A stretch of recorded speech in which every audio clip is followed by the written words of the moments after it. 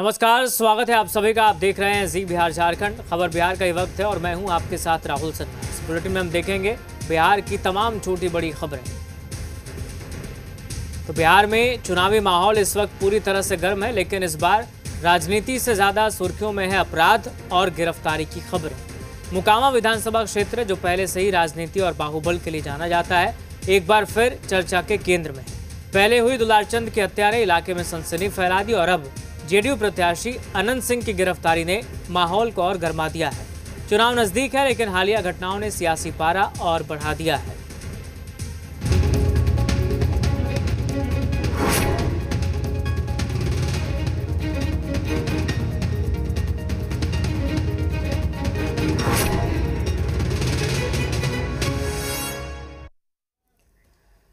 इस वक्त सबसे बड़ी खबर मोकामा के ताड़तर में दुलारचंद यादव हत्याकांड से जुड़ी हुई है। पुलिस ने बड़ी कार्रवाई की है। पुलिस ने नामजद आरोपी और मोकामा विधानसभा क्षेत्र से जेडीयू प्रत्याशी अनंत सिंह समेत 3 लोगों को गिरफ्तार किया है। उनके साथ रंजित राम और मणिकांत ठाकुर की गिरफ्तारी भी हुई है। अभी अनंत सिंह को पटना में एसएसपी ऑफिस परिसर में बने रंगदारी सेल में रखा गया है। आज यहीं से अनंत सिंह को सीजेएम के सामने पेश किया जाएगा। अब तक इस मामले में कुल 80 लोगों की गिरफ्तारी हो चुकी है। गिरफ्तारी के बाद पटना पुलिस तीनों को पटना लेकर पहुंची। वहीं आज अनंत सिंह को कोर्ट में पेश किया जाएगा। पटना पहुंचने के बाद पटना एसएसपी ने प्रेस कॉन्फ्रेंस कर बताया कि इस घटना की जांच अब सीआईडी को सौंप दी गई है, जबकि अन्य आरोपियों की तलाश में लगातार छापेमारी जारी है।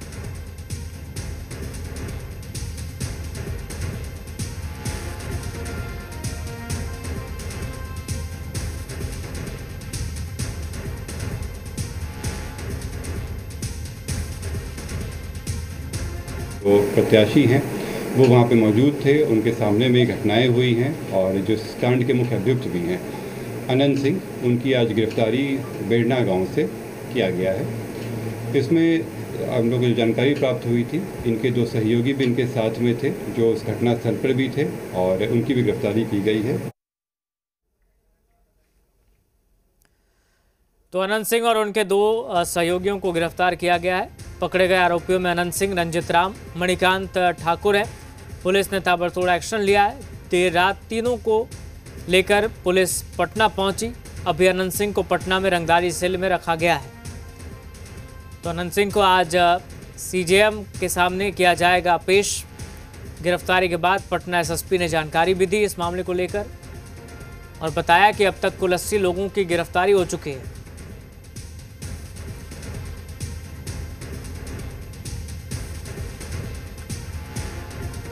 अब आपको दुलारचंद हत्याकांड की टाइमलाइन दिखाते हैं। 30 अक्टूबर को मोकामा में हिंसक झड़प होती है और इसके बाद 1 नवंबर को दुलारचंद की मौत की खबर आती है। पोस्टमार्टम हुआ। 1 नवंबर को इलेक्शन कमीशन ने 3 अफसरों को हटा दिया।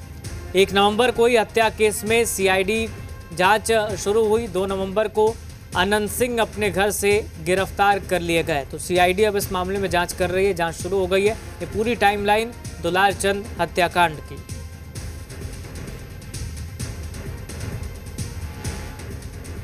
इसी बीच जेडीयू उम्मीदवार अनंत सिंह के सोशल मीडिया पर एक पोस्ट किया गया है जिसमें लिखा है, सत्यमेव जयते। मुझे मोकामा की जनता पर पूर्ण भरोसा है, इसलिए चुनाव अब मोकामा की जनता लड़ेगी। ये पोस्ट जो इस वक्त आप देख रहे हैं अनंत सिंह के सोशल मीडिया अकाउंट से पोस्ट किया गया है। ये वही पोस्ट है जिसमें अनंत सिंह ने लिखा है, मुझे मोकामा की जनता पर पूर्ण भरोसा है, इसलिए चुनाव अब मोकामा की जनता लड़ेगी। सत्यमेव जयते।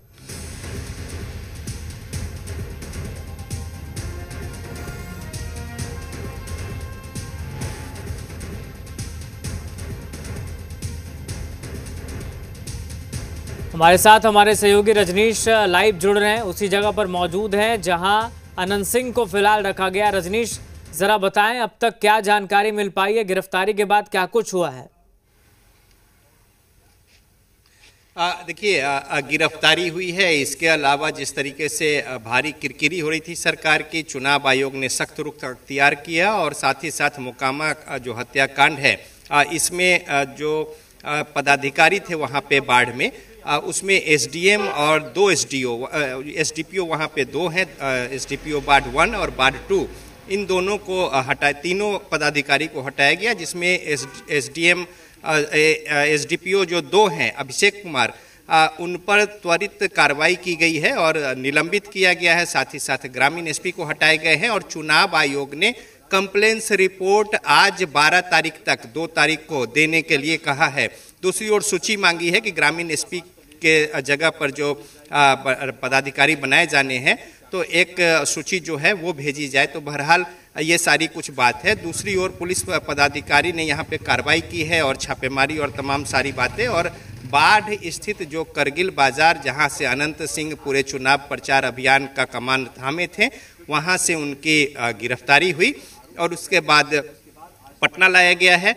और पटना में ये देखिए रंगदारी सेल है यहाँ पे, और रंगदारी सेल के जो दूसरे तल्ले है यहाँ पे उन्हें रखा गया है। साथ ही साथ 2 और जो साथ में गिरफ्तार हुए हैं, इसमें रंजीत राम और साथ ही साथ मणिकांत, वो भी यहाँ पे लाए गए हैं।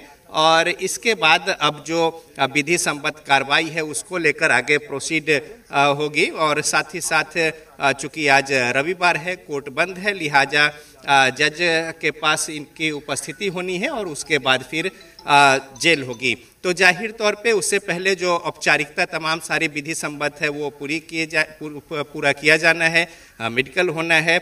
और इसके अलावा अब चूंकि चुनाव सामने में है 6 तारीख को, तो इसके बाद फिर पूछताछ और तमाम सारे जो दूसरे कार्रवाई है वो की जाएगी और अनुसंधान और समेत तमाम जो दबिश और दूसरे जो आरोपी हैं उनके धरपकड़ की कार्रवाई को लेकर भी पटना पुलिस की ओर से कहा गया कि कोशिश जो है वो लगातार छापेमारी चल रही है। तो बहरहाल एक यहाँ पे ये बातें हुई है कि जिस तरीके से इस पूरे घटना के बाद नामजद थे आनंद सिंह और इसके अलावा अन्य, और बावजूद इसके जिस तरीके से कल अपने चुनाव क्षेत्र में लगातार वो प्रचार अभियान चला रहे थे और साथ ही साथ सघन कैंपेन कर रहे थे बाजार से लेकर तमाम जगहों पर, और इसको लेकर चुनाव आयोग ने सख्त रुख अख्तियार करते हुए कड़े कदम उठाए हैं। और उसके बाद जो पुलिस ने कार्रवाई की है और जिसका परिणाम है कि अनंत सिंह को गिरफ्तार किया गया है और साथ ही साथ जो 2 अन्य आरोपी थे उसमें रंजीत राम और मणिकांत वो साथ में गिरफ्तार किए गए हैं।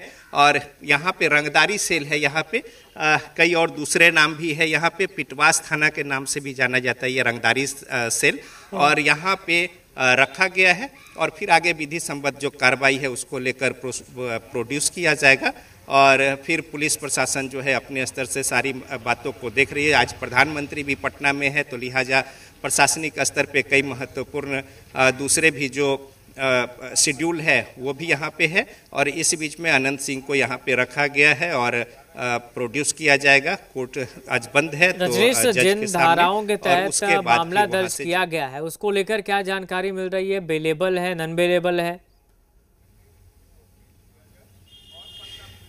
देखिए मामला तो 3 दायर किया गया है वहाँ पे जो स्थानीय थाना थे, तो थाना है।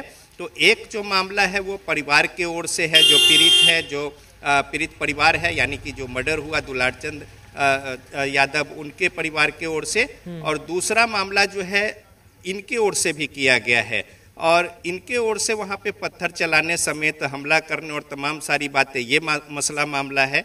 और इस तरीके से अगर आप देखें तो अब कार्रवाई जो है दोनों ओर से जो भी कंप्लेन है वहाँ पे उस आधार पे की जा रही है और उसी जो न्यायोचित जो धारा है उस धारा के तहत बातें की जा रही है।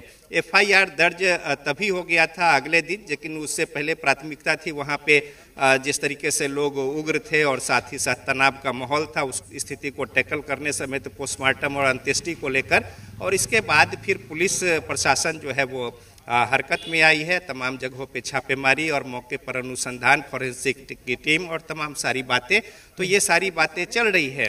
ठीक है, आपके पास लौटेंगे रजनीश। जेडीयू एमएलसी नीरज कुमार हमारे साथ जुड़ गए। नीरज जी, स्वागत है आपका जी बिहार झारखंड पर। दुलारचंद हत्याकांड और इस मामले में आपकी पार्टी के प्रत्याशी को गिरफ्तार कर लिया है पुलिस ने, क्या प्रतिक्रिया आपकी है और क्या आगे होने वाला है? सबसे पहले तो आपसे अनुरोध करेंगे कि आज अपना डिबेट आप इसी पर रखिए, क्योंकि अपराध की घटना होती है इस पर तो डिबेट होता है, लेकिन की गई कार्रवाई पर डिबेट नहीं होता है। आपके रिपोर्टर जुड़े हुए हैं आपसे, वह वहां लगातार स्थिति पर निगरानी बनाए हुए हैं रजनीश जी। आप पूछिए उनसे कि कितना बड़ा सामाजिक सौहार्द को खतरा था, कितनी बड़ी परेशानी थी। ये सामाजिक तनाव हो गया था 24 नवंबर 2005 के बाद। कि पहले मोकामा कत्लगाह था, कत्लगाह गुंडा अपराध करता था, कोई कार्रवाई नहीं होती थी। हम अग्नि परीक्षा से गुजर रहे थे। चुनाव आयोग पर सवाल खड़ा हो रहा था, सरकार पर सवाल खड़ा हो रहा था। चाहे टेकारी की घटना हो, वह भी सामाजिक सौहार्द को बिगाड़ने का एक साजिश था, या मोकामा की घटना हो, इन तमाम घटनाओं में कार्रवाई सरकार ने, जो चुनाव आयोग का निर्देश था, हम चुनाव आयोग का भी सम्मान करते हैं, उनके दिशा निर्देश का भी सम्मान करते हैं। और हमारा ट्रैक रिकॉर्ड, हम शुरू से बोलते रहे हैं कि भाई हमारा ट्रैक रिकॉर्ड है, हम न जाति देखते हैं, न वंश देखते हैं, न गोत्र देखते हैं। अपराध नीरज कुमार भी करेंगे तो नीरज कुमार को जेल जाना होगा, कोई बचाने वाला नहीं है। लेकिन तेजस्वी जी सवाल के घेरे में आप हैं। एडीआर की रिपोर्ट है, आरजेडी की रिपोर्ट नहीं है। सबसे ज्यादा आपराधिक छवि का व्यक्ति को कौन टिकट दिया है? 76%। राजनीति में जंगल राजनीति आप करना चाहते हैं, 76% आपराधिक प्रवृत्ति के उम्मीदवार आपके। साथ ही साथ यह हम आपसे जानना चाहते हैं, रीतलाल यादव को टिकट देना कौन सी मजबूरी थी? आपने ये कैसे कहा था रीतलाल विपक्ष के नेता को फंसाया जा रहा है? जब उनकी गिरफ्तारी हुई तो उस समय का वीडियो निकाल के चलाइए। लेकिन नीरज जी, अनंत सिंह ने एक आरोप ये भी लगाया कि सूरज भान ये इनके पीछे, सब कुछ के पीछे है, वो जिम्मेदार है, उन्होंने सब कुछ कराया है। सबको एफआईआर करने का अधिकार है, ये तो पुलिस जांच करेगी भाई। हम पॉलिटिकल इन्वेस्टिगेशन होगा क्या? क्रिमिनल मेजर एक्ट के हम जानकार है, लेकिन आपसे आज अनुरोध करेंगे चैनल में जरूर बात करिए, आज डिबेट इसी पर रखवाइए। नहीं, बिल्कुल। और ये चूंकि लगातार जिला प्रशासन भी कह रहा है कि आप डरे ना, वहाँ के जो लोग हैं, चूंकि नीरज जी जिस तरह से आप भी जिक्र कर रहे हैं कि तनाव की स्थिति हुई, और चुनाव के वक्त में जब ऐसी घटनाएं होती है ना, तो आपराधिक छवि के लोगों के साथ जो होता है वो होता ही है, लोग डर जाते हैं।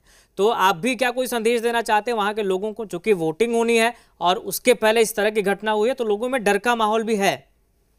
हम आम नहीं, देखिए डर का माहौल तो नहीं है। मेरा घर है वहाँ मोकामा, मैं आपको बता रहा हूँ। अब वहाँ सामाजिक दुराग्रह नहीं पालिए। हम लोगों से ही अनुरोध करेंगे कि मन में जाति, धर्म, वंश, इन चीजों का अवलोकन मत करिए, निर्भीक होकर मतदान करिए।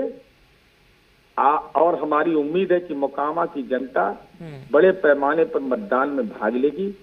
कोई चिंता नहीं करिए, जीवन को महफूज रखने का अधिकार सरकार का है, सरकार अपने दायित्व का पालन करते रहेगी। और चुनाव आचार संहिता का अक्षरशः पालन करिए। नीरज जी, जब भी इस तरह की घटनाएं होती है, खासतौर पर अगर कोई प्रत्याशी का नाम आता है, उस पर आरोप लगते हैं, तो सीधे तौर पर सवाल ये उठते हैं कि क्या जरूरी है ऐसे छवि के लोगों को टिकट देना? ये सिर्फ जेडीयू या आरजेडी के लिए नहीं, किसी भी पार्टी के लिए है। तो आप इस को लेकर क्या सोचते हैं? अपराध कितना भी बड़ा हो या कितना छोटा हो, आपराधिक छवि के व्यक्ति को टिकट देना पॉलिटिकल पार्टीज की क्या मजबूरी हो जाती है? हमारी समझ एकदम स्पष्ट है, यह सार्वजनिक रूप से मैं बार बार बोला हूँ, हम कोई लाग लपेट वाले आदमी नहीं है जी। हमारी समझ है कि चुनाव आयोग लगातार निर्देश देता रहा है, माननीय सर्वोच्च न्यायालय निर्देश देता रहा है। अब अनुपालन किया जाना तो राजनीतिक दलों का कर्तव्य है। दो परिस्थिति है, एक है कि टिकट दे देना, एक सवाल है, देने के बाद सत्ता का बैताल माथा पर चढ़ जाना या राजनीति का बैताल माथा पर चढ़ जाना एक दूसरा गुनाह है। तो ऐसे लोगों जो का एक सरकार नीतीश कुमार जी ने मॉडल स्थापित किया कि अगर हमारे दल में भी रहोगे, गड़बड़ करोगे नीरज, तो जाओगे जेल। ये एक है। और दूसरा तरफ होता है कि भाई गलत काम किए हैं तो ये सामाजिक न्याय के योद्धा है, ये डॉक्टर अंबेडकर के संविधान को पालन करेंगे। तो लोकतंत्र संक्रमण काल में है। आप देखिए ना, हम लोग क्या शपथ लेते हैं?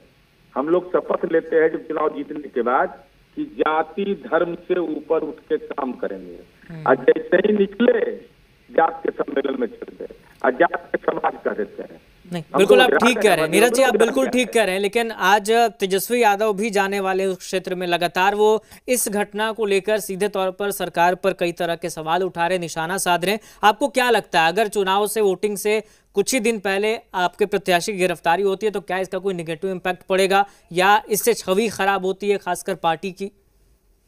इस वक्ता नहीं है, हमारे नेता का इमेज कैसे खराब हो जाएगा? हमारे नेता कभी कहे कि सामाजिक न्याय के योद्धा हैं, ये सब नहीं बोलते हैं। हम तेजस्वी जी से अनुरोध करेंगे, आज जा रहे हैं तो कलम उलम मत फेंकिएगा। चलिए ठीक है, का जगह है वो। ठीक है नीरज जी, बहुत शुक्रिया आपका जुड़ने के लिए और अपनी बात रखने के लिए, शुक्रिया आपका।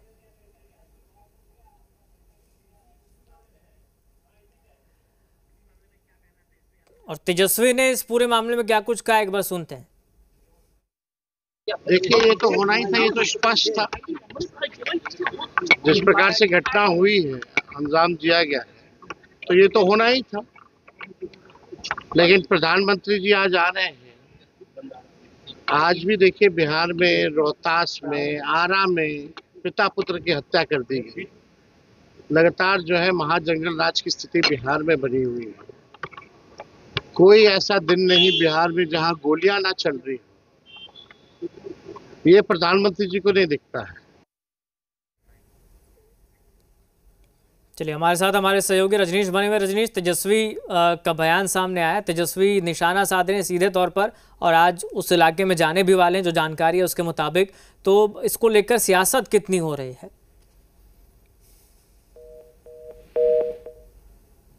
रही है और सियासत अपनी जगह, राजनीतिक बयानबाजी अपनी जगह, और तमाम दल जो हैं, चाहे वो राजनीति में शुचिता की बात करते हों या तमाम सारी बातें हों, और नीरज कुमार भी अपने स्तर से बातों को रखते रहे हैं और साथ ही साथ जिस तरीके से या जिस छवि के लोगों को टिकट दी जाती है उसको लेकर बातें करते रहे हैं।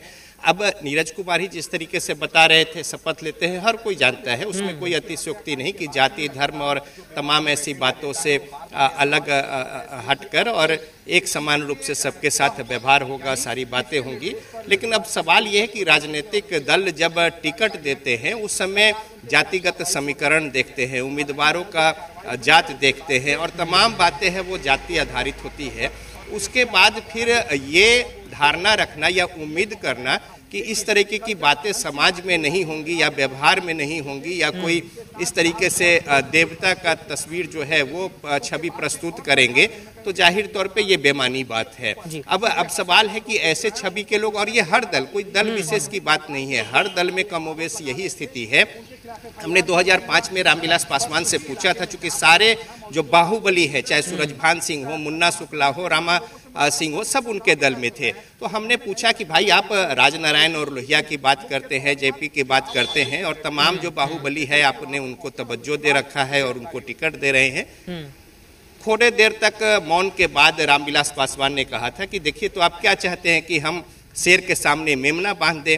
तो अब सवाल है कि जो ये सोच है या परिस्थिति है या शुरुआत जो भी किया हो कि आप पहले ये कर रहे तो हम उनके बिल्कुल रजनीश, शुरुआत इस तरीके से उम्मीदवारी देंगे। इस मसले पर सभी पार्टी को सोचना पड़ेगा, क्योंकि आप जब ऐसे प्रत्याशी, हालांकि अभी कुछ साबित नहीं हुआ है, आरोप लगा, गिरफ्तारी हुई है और अब देखना होगा कि ये जांच किस ओर जाती है, लेकिन पॉलिटिकल पार्टीज को भी अब सोचने की जरूरत है। बहुत शुक्रिया फिलहाल आपका रजनीश, तमाम जानकारी के लिए। एक छोटे से ब्रेक का वक्त हो चला है, फौरन लौटेंगे।